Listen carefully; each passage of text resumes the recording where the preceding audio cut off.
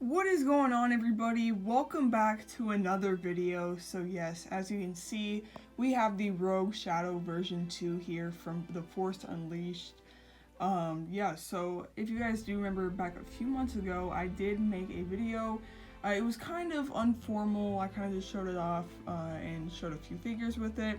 Now I obviously have made changes to it, and I've also added more figures. I actually ended up re-buying The Force Unleashed this weekend, and I just finished the game. Like, I got it completely finished during this weekend, because I used to play it a lot whenever I was younger, and then we sold the game, so now we have it back. And I kind of just got inspired to kind of upgrade the original version of the ship, and then also add some characters.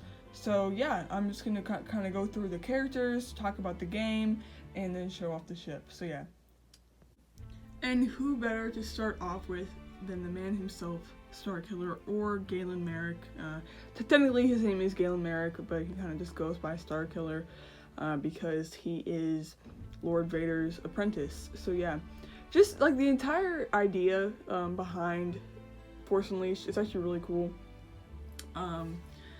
You know, because in Kenobi we saw the Inquisitors, which technically were like Vader's apprentice, but Starkiller was kind of like the OG apprentice, or the OG Inquisitor, I guess you can say, because he also hunted down Jedi and whatnot. So yeah. But here he is. Here's my design for him. Lego has actually made an official Starkiller. And I think that the best part about it is its torso and legs. The head and hair were very bad, honestly. Did not really represent him that well. The hair I went with was Finn's hair. The face is like a pretty common face.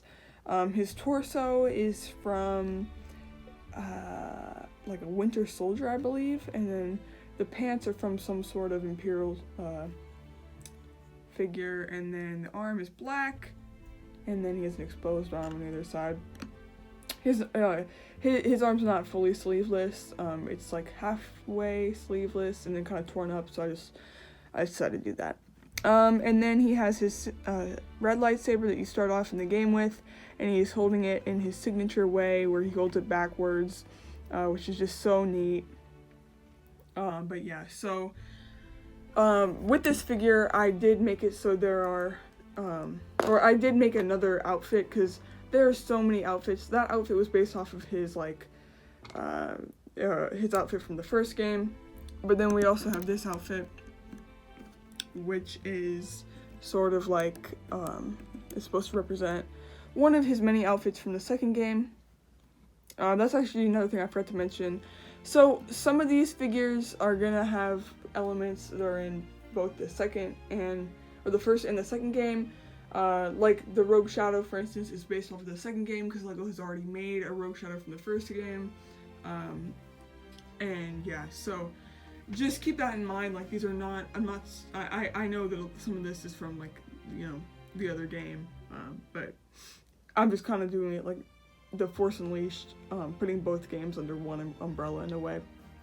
But yeah, so here's one of his outfits from the second game, and I gave him a blue lightsaber there. So yeah, Starkiller, such a cool character. It's really neat to be able to play as him because the actor Sam Witwer, I think is how you say his name, did an incredible job. And like, I don't know, it's kind of neat. Like, while I was playing, I saw a lot of similarities that Fallen Order took inspiration off of Force Unleashed. You know, it's just getting me hyped for Jedi Survivor. And yeah, so yeah, very cool. So whenever I knew that I wanted to make the whole crew, I was not sure how I was gonna make Proxy, because Proxy, if you played the game, if you know what it looks like, you know, there's not really a piece that Lego makes that can like kind of make his head. So I knew I'd have to do something brick built, but I did not know exactly. And I actually took some inspiration off of Instagram and stuff, and this is what we got. So, and I'm actually really happy with it, especially considering that this is Lego. But yeah, we got Proxy. Starkiller is kind of like personal droid, kind of like, well, I was gonna say kind of like how Cal has BD1, But BD1 is a nice robot. Proxy is programmed to kill Starkiller. So the neat thing about Proxy is he has this function where he can pretty much disguise himself as anybody. I think it's anybody he's come in contact before, so, or something like that. But yeah, he pretty much can make himself look exactly like that person, and then he will attack Starkiller. But yeah, they're buddies, which is, you know, kind of strange because it's like Hyoto was like always trying to kill him, but yeah, Proxy, he's kind of like the humorous character. But yeah, you know, I'm pretty happy with this design. I just used a IG-88 body and then some basic pieces on the head to give him that look, and then a yellow circular piece in the middle there. But yeah, so there's Proxy. Yeah, pretty cool. And here we have Juno Eclipse, Starkiller's love interest. So yeah, I did end up getting this, this is an actual official LEGO minifigure. She came in the Rogue Shadow version 1 that came out in like 2008, 2009, whenever LEGO made this set, or made the official set, and yeah, I got her at Toy Kingdom for like 13 bucks a few months ago, because I already had my Rogue Shadow built, and I was like, might as well get Juno Eclipse, you know, it's pretty neat, because it's, Force Unleashed is not canon anymore, so it's neat to get figures that are never gonna be made again. So, yeah, but you can tell she's old because she's like the old kind of, officer hat. And yeah, so she has her signature blonde hair it's printed underneath, and she has, her blue eyes. I do have this hairpiece that you can put on, but it looks a little bit weird, because she already has hair printed on, but I guess it works in a way. But yeah, so she is the pilot of the Rogue Shadow, and also Starkiller's love interest. So yeah, she's pretty cool. She's kind of like, I think her accent's like Australian maybe, so yeah. Anyways, next up we have the legend himself, Rahm Kota. So yeah, this is the guy at the beginning of the game whenever Vader sends Starkiller on his first kind of like mission to hunt down a Jedi. He sends you to hunt down Rahm Kota, who is on Nar Shaddaa, which actually gave me like flashbacks to playing KOTOR 2 whenever we go to Nar Shaddaa. So yeah, very cool, like crime city. But yeah, so we find Rahm Kota and you end up fighting him and stuff, and you don't see him for a while, but then long story short, you find him later on in the game, and he ends up becoming your master, and he joins the Rogue Shadow crew. So yeah, I think that I was able to replicate him pretty well in LEGO here. He has his gray hair with the gray kind of beard. Technically he's only supposed to have a goatee, but you know, I think this works because I don't have a gray goatee. And then we have a brown cape. And then I had an extra Beskar Mandalorian, so I flipped the torso over because it works perfectly like this.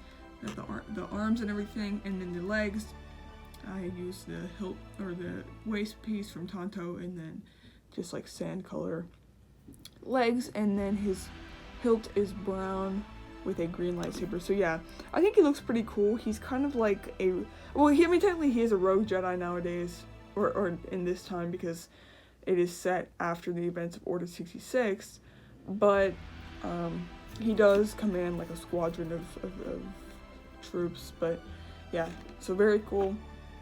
That is Rahm Kota. And I figured I would include the Sith Stalker version of Starkiller. So if you end the game and you choose the dark side ending, you end up being turned into this, you know, Sith sort of being, because Starkiller, Palpatine crushes Starkiller with his own ship, and then he kind of, I don't know if he uses his body or just like his soul, but he pretty much creates this like Sith monster, and it's actually kind of cool. Hasbro made a figure of this. They actually made a figure of normal Starkiller, Jedi Starkiller, and then Sith Starkiller, put it in a 3-pack, and I had it whenever I was little, but I lost them all, and it's sad because this figure in Hasbro is very expensive. But yeah, so the pants are just like, you can't really see under the comma, but it's just like pants with some greebling on it. Got a gray comma here. The torso actually works very good. It has like these like lines that the torso has, and then some red, which is exactly what the actual thing has, and it's actually a Octane robot torso just flipped over. And then his arms are exposed. His skin is kind of like grayish because, yeah, he's like kind of monstery. Ultron's head or helmet with blacked out eyes, silver head, and then to create his mouthpiece, I just threw on this respirator. Not entirely accurate, but I think it does the job. And then he is holding his lightsaber. Of course, it is red, and he's holding it in his signature way. So yeah, pretty cool figure. Definitely a little bit scary too, because in the game, like he looks menacing like this. But yeah. Alright, so I knew that I wanted to add more characters than just the main, like, people part of the Rogue Shadow. So whenever I was making this, I was thinking back, I'm thinking back as in thinking back over, like, this past weekend, about what characters stuck out to me, and I instantly thought about Shaak Ti and her apprentice, Maris Brood. And yeah, so I decided to make them in Lego here. And I did not have a Shaak Ti, but I did have an extra Ahsoka. So what I did was I took a white head, and then I did my best to kind of paint a face on. It could have looked better, yeah, but I also think that this works. So that is the face for Shaak Ti that I made. And then I just used Ahsoka's headpiece because it works.